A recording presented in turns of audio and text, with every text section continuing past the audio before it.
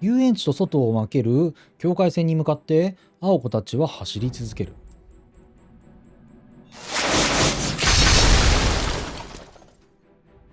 行く手を阻むオブジェの数は減ってきていた。外に通じる東側の鉄柵まであと300メートル弱。幸運なことに鉄柵への道中にはこれといって巨大な建物はない。あの観覧車に立ちふさがれたらそれこそ終わりだが、観覧車が動き出すまであといくばくかの猶予があるようだ。現れるのはアヨコの簡易魔術で吹き飛ばせる程度のオブジェのみ。これならなんとか。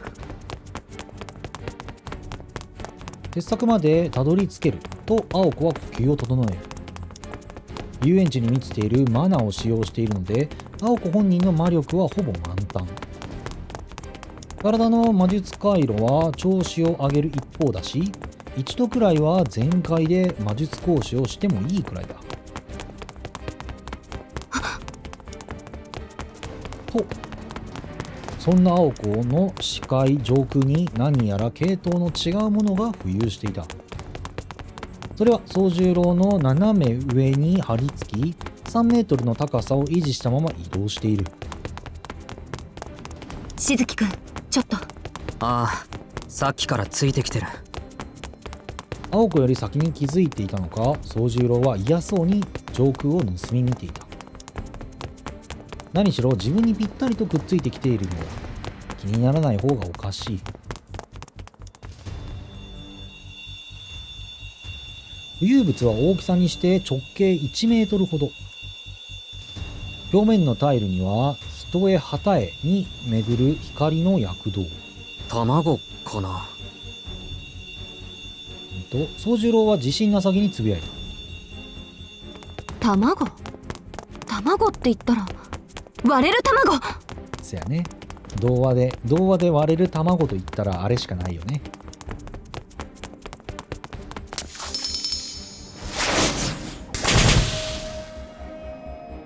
卵はゴムのようにマダンを弾く。この特性、干渉を当然のように無効化するのは間違いなくプロイキッシャー。そうやね。物語に準じしたその準拠というか物語に沿った理由で、カンパしない限りそれ以外のものは通用しない。たとえ魔術であってもっていう、ね。例えばそうだな、例え話でもする必要ないと思うんだけど、そうだな、日本昔話の桃太郎で、鬼っていうのは桃太郎一行に退治されるわけだから、その桃太郎一行以外の力で鬼が死ぬことはないみたいな、そういう話だよね。やっぱり外からのルールじゃ壊れないか。そういうことやな。桃太郎の一団以外が鬼を倒すっていうのはルール違反だから、桃太郎の物語としてはね。しずきくん、あれから絶対に目をそらさないで。そうなんだよ。目をそらしたらダメなんだよ。いい、何があっても見続けること。視界の隅に入れとくだけでいいから。ああ。宗十郎に指示を出しながら青子は走る速度を速める。あれは文字通り割れる卵だ。塀の上に乗った卵人間。何をしても何を言っても決して落ちることはないが、目を離した途端に落下して破片をまき散らす。曰く王様の軍隊でも元に戻せない数の破片。それがマザーグースに歌われるハンプティ・ダンプティの一節だ。あの卵の標的が宗十郎なら、宗十郎が卵から視線を切った瞬間落下して爆発する。まあ爆発するかどうかは知らないけど、どうあれ厄介なものをまき散らすに違いない。卵という形状、縄文の装飾、刻まれた指紋も気になる。あれが卵ならいつかは帰る。ずっと見続けていても時間が来れば中身が出るとしたら、ますます余力を残している場合ではない。青崎、早すぎないか。あまり全力で走ると。後のことは考えないでいいから、しずきくんは卵だけに集中して。卵のしつけに合わせてここぞとばかりに立ちふさがるブレッドマン。邪魔！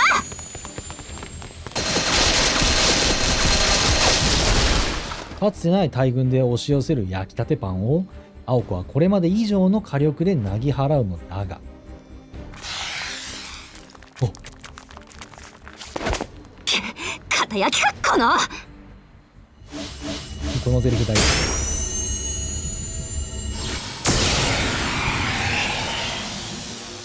スナップが効かないというなら刻印を用いた魔弾を放つ。単眼を用いたドロー。先ほどまでのが機関銃の掃射ならこれは大砲の一撃だ。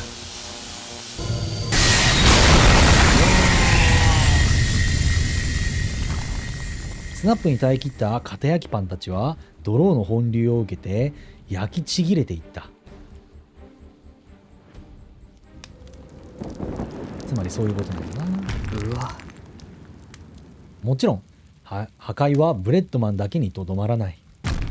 レンガの道は舗装をぶっ飛ばされ丸裸にされ、近くにあった売店は鉄骨だけを残したスケルトンと化していた。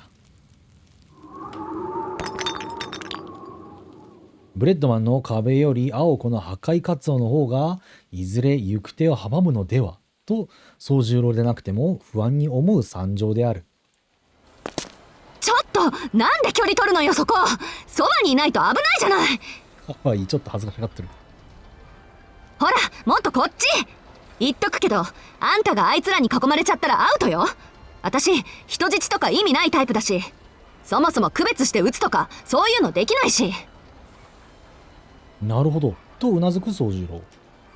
人質は意味をなさないという言葉の意味は分からずとも、彼女の言わんとすることは分かる。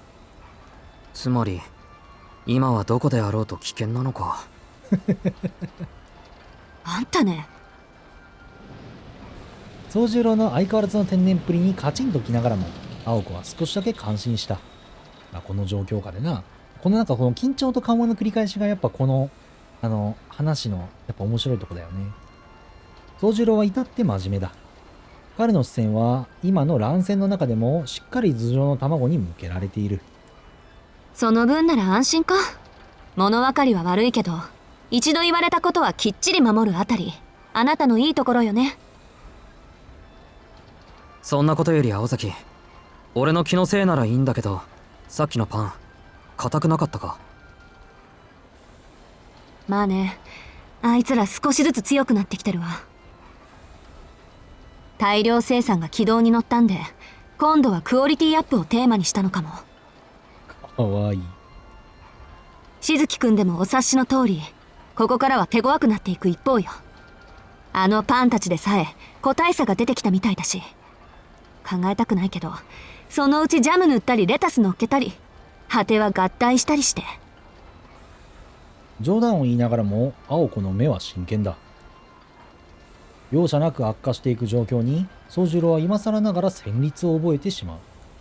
じゃあそのうちミラーハウスの人形ぐらいに怖くなるのか、あいつら。間違いなくね。そこまでレアなパンになったら、私も自分だけで手一杯になる。ところでしずきくん、ああいうのと喧嘩できる？ブンブンと宗十郎は心底嫌そうな顔で首を振る。でしょ？なら急ぎましょう。いろいろ余裕ないんだから。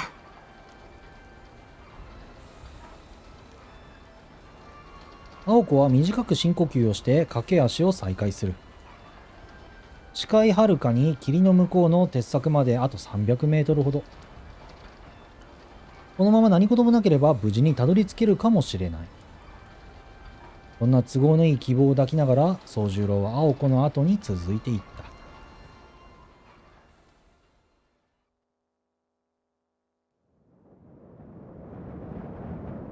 けれど希望はいつだってつかの間のもの。彼らの希望は300メートル分しか続かなかった。遊園地の果ては何の比喩もなく世界の果てそのものだったのだから。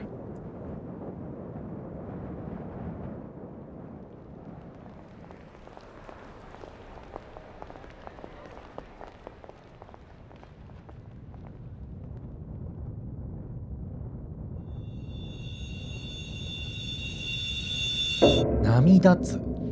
何十という地平線。そうやね。あれやんな。結界の話ってのをほら、したじゃん。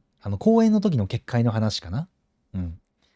だから、あの話を思い出してほしいんだけど、結界ってやっぱそういう性質があるから。そして結界の作った人間の制御下にあるわけだから、単に端っこに行きゃいいって問題じゃないのよね。うん。それは村雲のような鈍鳥のような。あるいはうめきも漏らすひだのような。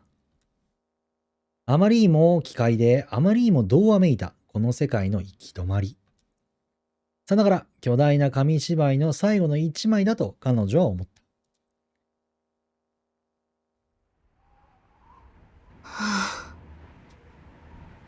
その光景を前にしたとき、青子は不覚にも一切の思考を放棄した。ああ、大変なことになったな、と。波立つ境界線を見て、ようやくこのスナーク、絶望とまさにやね、に膝を屈した。遊園地に終わりはあった。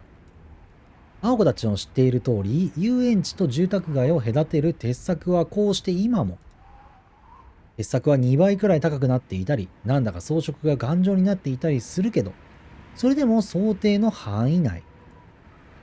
たとえ鉄柵がスナーク化していようと、壁の1枚や2枚なら打ち抜くつもりで彼女はここまでやってきたのだから。けれど、目の前に広がるものはもはや境界ですらなかった。この異界と外界を分かつ海。鉄柵は寄せて返す波頭のごとく。1枚2枚はたやすく破れる。10枚20枚までは何とか進める。残った自身の魔力と遊園地に満ちた魔力と魔術回路と刻印を焼き切るまで総動員すれば、ただ一度きり実界の真似事ぐらいはやってみせると強がれる。でもそれで終わり。この海を割った後、青子には立ち上がる体力さえ残らない。その後の運命は明白だ。散々遊園地を壊して回った青子を住人たちは決して許してくれないだろう。密にたかるアリのごとく動けなくなった彼女を八つ咲きにする。落胆と疲れからわずかな後悔がこぼれる。遊園地から外に出る。その選択自体が間違いだったと認めて、青子は来た道を振り返った。金色の満月の下、鉄骨はうねり、鋼細工のように集まっている。遊園地そのものが巨大な怪物になるのも時間の問題だ。アリスのいる広場には大量の使い魔が集っており、近寄れもしない。傍らに立つ少年の頭上には、変わらず表面をシャッフルし続けるスクラッチダンプティ。青崎。しずきくん。そうやな、ここで打つ手がほぼないっていうね。打ったとしても結局ね、失うものの方がでかいっていう状況に陥って、ほぼ積みの状態だからね。そんな中、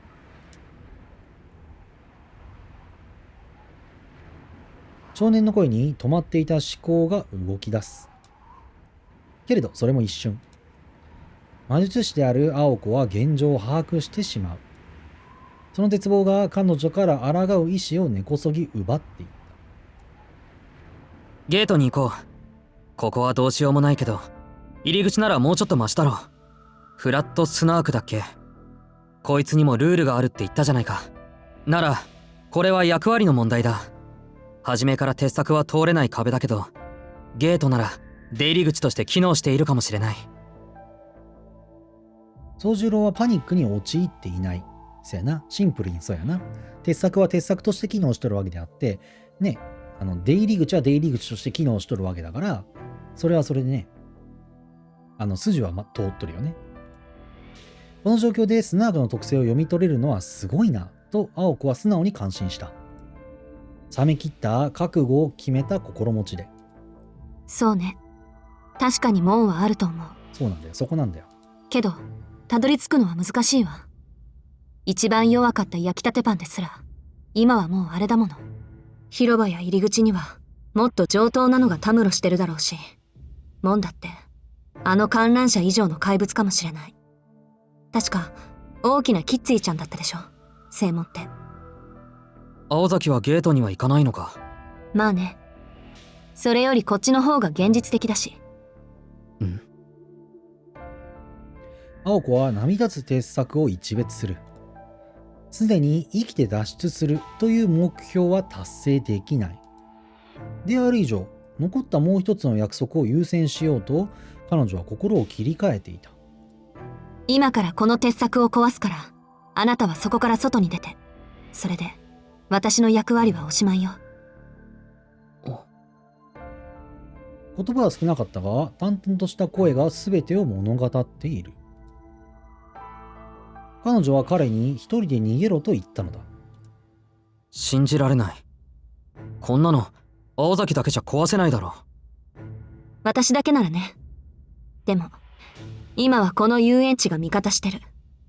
燃料がこれだけあるんだから、私は重心になるだけでいいんだし。一発でかいのお見舞いしてやるわ。それでも一回が限度だから、穴を開けたら、あんたには全力で走り抜けてもらうしかないけど。この鉄柵の海に道を作る。それは彼女の持てる力を総動員しての一度きりの大栄翔、大射程の極限魔弾。門外漢である宗十郎にはそれがどれほどの負担をかけるものか想像もできない。ただ漠然と遊園地に取り残される青子の姿が思い浮かぶ。残された彼女はどうなるのか。あの国威の少女は彼女を助けるのか。無慈悲な話だが、それはない。青子が宗十郎を助けるために最善を尽くした以上、あの少女は手を緩めはしないだろう。アリスが青子を見逃すとしたら、それは青子が自分の命惜しさに宗十郎を殺した時だけだ。そして20メートルぐらい離れてて、準備に手間取るけど、その卵の表面が茹で上がるまでには終わらせるから。言うまでもなく、彼女はその道を選ばない。待ってくれ。俺を逃がすって言うけど、それに意味はあるのか、青崎。ないけど、外に出られたところでアリスから逃げ切れるとは思えないし、けどこれぐらいは最後の意地よ。守るって言ったんだから、できるところまでやらないと。そやね。生徒会第二準備室での問答を思い出すよね。だから青崎は強いんだなっていう。その真の強さを彼は驚きながら再認識した。つまりそういうこと。彼女は宗十郎のためではなく、自分の誇りのために戦っている。そうだったな。ほら。けど、それなら俺だけ逃がすのはらしくないぞ。何よ。いいから離れてて。なんとなくちょっとだけ後退する青子。つい1時間ほど前、この顔に一本取られたことを思い出したのだ。青崎、まだ意地を張れるんなら他のことをやろう。このお化けみたいな鉄柵を壊せるなら他に壊すべきものがあるはずだ。ないわよ。悪いけど、私は目に見えるものしか壊せないの。最後まで形のない希望にすがるとか考えるのも寒気がする。いい？今はフラットスナークなんかより、この壁を壊してあんたを足抜けさせるのが私の現実。私に負える最大限の責任って。逃げるのか。背中を向けようとした青子の手が掴まれる。ぶち切れた。その一言が少女の心を沸騰させた。本当に心臓に火を放たれたようだ。本心を突かれた驚きと自分自身への不甲斐なさが凍っていた手足をよみがえらせる。そやね。あなたは私が殺すって約束したもんね。なのにここで死ぬっていうのを選ぶっていうのは、自分の信念を貫いてここで死ぬっていうのは、自分と自分に対する矛盾だよね。誰が逃げるのはそっちで、逃がしてあげるのはこっちだって言うのよ。甘く見ないで。いざとなったら遊園地ごと爆破してみせるわ。そうか。ならここで俺を逃がすのは無駄だな。その気迫は本命のために取っておこう。それまでは俺も手伝うから。は？手伝う？それこそ無駄な気遣いよ。あったまきた。いいから逃げろバカ。だいたい走り詰めで息も絶え絶えなやつなんか使えないわよ。そりゃいい加減ヘトヘトだけど、そういう青崎なんか疲れ以上に傷の方が痛んでるだろ。青子本人ですら忘れかけていた背中の痛み。自動人形に強打された彼女の背中は今では無視できないほど痛みを訴えていた。青子は単に鉄の自制心で背中の傷を後回しにしていただけなのだ。ほら、魔術とか抜きにすればまだ俺の方がマシじゃないか。入り口までおぶっていくことぐらいならなんとか。できないことは口にしないで。もういいから言って。慣れているもの、私は。でもあなたは違う。こういうの初めてでしょ。だからいいの。こうして協力されるのも、結局はその後少年を殺さなければいけないことも。全部ひっくるめて彼女は言った。もういいの、と。けれど宗十郎は手を離さなかった。掴んだ手の力は一段と増している。顔はいつものままだけど、もしかして怒っているのかなと青子は眉を曇らせた。確かにこういうのは初めてだけど、山じゃ危険な目ぐらい合ってる。鹿に襲われたことだってあるんだぞ俺は。少女は都会の人間で鹿なんて単語を出されてもいまいち実感は湧かなかったけれど、少年には確かな覚悟があると感じ取れた。確かに振り返れば彼は努めて冷静だった。普通ならパニック状態で会話することさえ困難だろう。それをここまでなんとか冷静でいようと努力できるのは文明から離れた山奥で暮らしていたからなのか。だから信じてくれ。少しでいいから。飾り気のない本心。簡素な簡潔な気持ちを口にして宗十郎は手を離した。少年の言葉に嘘はない。それが余計少女には信じられなかった。だって宗十郎にはそこまでのことをする理由がない。今の青子にはあらゆる未来がない。それを白状して逃げろと言ってるのに、どうしてこの少年はこんな自分に協力するというのだろう。わからない。どうしてそこまでするの？お、ついに。初めてじゃないかな、宗十郎のことわからんって口に出したのは。態度には出しとったけど。私に付き合えばあなたは死ぬのよ。これが最後だからちゃんと考えてよね。あなたはここで逃げるべきよ。それはわかるよ。でも行かない。即答しながら青子はその理由をこそ求めていると宗十郎は気がついた。普段の彼からすればまさに喝采者の察しの良さで。そうすると青崎が死んでしまいそうだ。出た言葉はいつも通りの理由のなさ。だからどうしてそこまでするのよあんたは。苛立ちから怒鳴りつける。少年は少しだけ考え込んでから、そりゃ君が好きだからだろ。あっさりと。なんでそんなことを聞くんだなんて顔で返答した。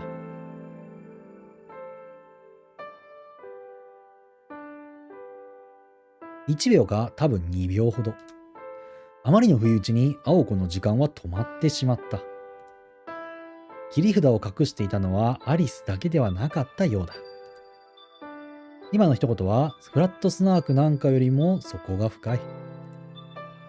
青子にとってはただただ呆れるばかりの返答。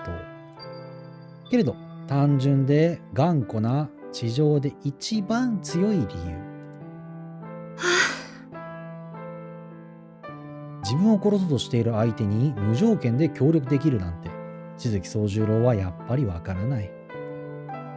ただ少しだけ青子はこの少年の人となりがつかめた気がした。飛び丸たちの評価は多分間違っていないのだ。口惜しいことに。バカね。私はあなたのこと嫌いなのに。なんだか負け惜しみのようなつぶやきに少年は知ってるよと苦笑した。意地の張り合いはここで終わり。火を放たれた心臓が青子の体に熱い血液を走らせる。だってあんな顔をされたら二人揃って生還する方法しか考えられない。私だって逃げっぱなしは性に合わないし、いいわよ。最後まで粘ってみる。それにしずきくんが付き合ってくれるなら、何かの役には立つでしょ。軽口を叩きながらも青子の目にはまだ迷いがあった。当然だ。戦うも何も青子にはスナークの正体、その糸口すらつかめていない。自分がもう少し器用でもう少しだけ修練を積んでいたのなら、あるいはスナークを探る手段もあっただろうに。我ながら情けない。せめて正体を暴く手がかりでもあればいいんだけど。知らず不安をこぼす。こんな弱音口にしても仕方がない。その問題は自分が解決するしかないと青子は自らを鼓舞しようとして、なんだ、正体さえ分かればいいのか？何それ、どういう意味なんて顔をする青子と、いや、だからおかしなものはどれかってことだろ。言ってくれればよかったのになんて顔をする宗十郎。わかるのあんた。多分。いや、結構前から気になっていたんだけど。宗十郎は誰かに聞かれないようこっそりと青子に耳打ちをする。意外といえば意外。当然といえば当然の間違いを教えられて、青子はその答えが正しいことを直感した。敵の正体、ブラッドスナークの正体とは、つまり、皆さんお分かりですかね。もうヒントはいっぱい出てましたからね。ちゃんとね、その高等無形な話ではなく、この遊園地に存在し得る、なんだろう、この世のものであり、この遊園地に存在するとあるものですね。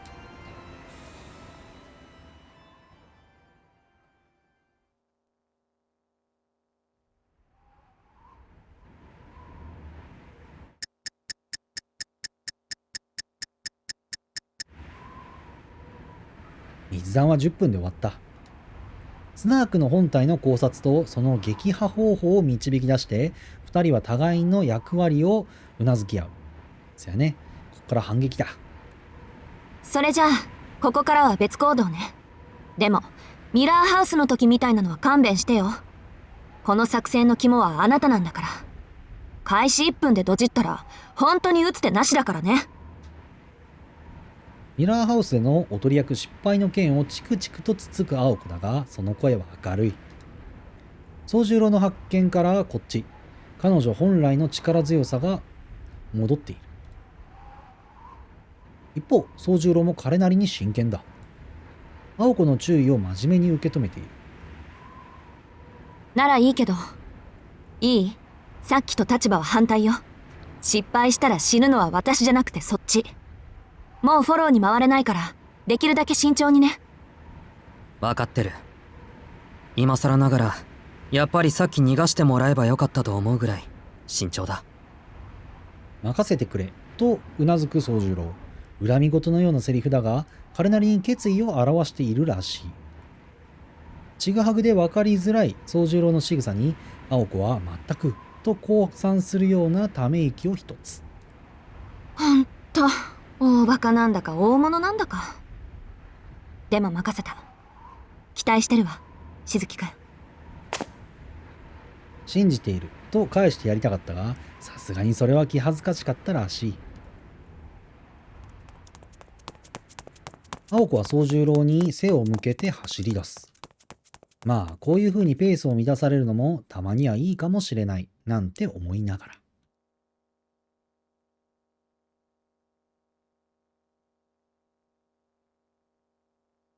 休憩は終わりを告げた。未熟な役者に新たな脚本が手渡される。さて、結果はどうあれ。長かった魔法使いの夜は最後の幕に入ったらしい。